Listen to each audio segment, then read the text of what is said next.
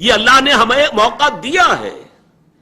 میرے نزدیک اس کے ایک تو احادیث کے اندر اشارے، 2 حدیثیں 3 حدیثیں دی گئی ہیں اس کے اندر، کتابچے کے اندر، لیکن میں جو گنوانا چاہتا ہوں کہ اللہ کی مشیت کا مظہر کیا ہے. ختم نبوت کے بعد سب سے بڑا جو دینی منصب ہے وہ ہے مجددین.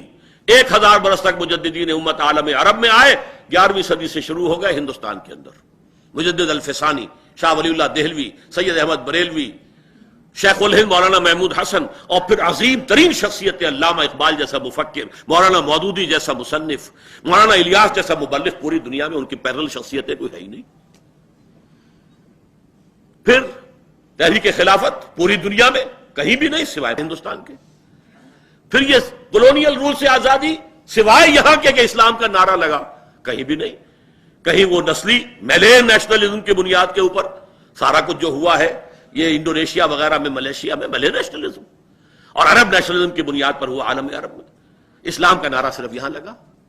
پھر معجزہ ہے پاکستان. میری کتاب میں نے ثابت کیا معجزہ ہے، کسی اصول سے ثابت نہیں ہوتا کہ پاکستان بننے والا تھا. یہ تو بالکل اللہ تعالیٰ کی سنت ہے. عسى ربكم ان يهلك عدوكم ويستخلفكم في الارض فينظر كيف تعملون. ہو سکتا ہے کہ تمہارا رب تمہارے دشمن کو ہلاک کر دے، تمہیں زمین میں حکومت دے، پھر دیکھے گا تم کیا کرتے ہو. یہ ہے پاکستانی قوم کے لیے. یہ گھڑی محشر کی ہے تو عرصۂ محشر میں ہے. پیش کر غافل عمل کوئی اگر دفتر میں ہے.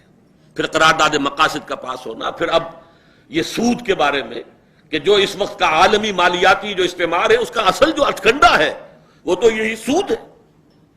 اقبال کہتے ہیں ای بنوک ای فکر چالاک یہود. یہ بینکنگ کا پورا نظام جو ہے یہودیوں کے چالاک ذہن کی پیداوار ہے.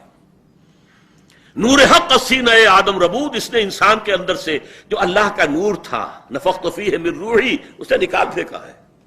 اب یہ درندہ بن گیا ہے. آدمی درندہ بے دندان و چنگ.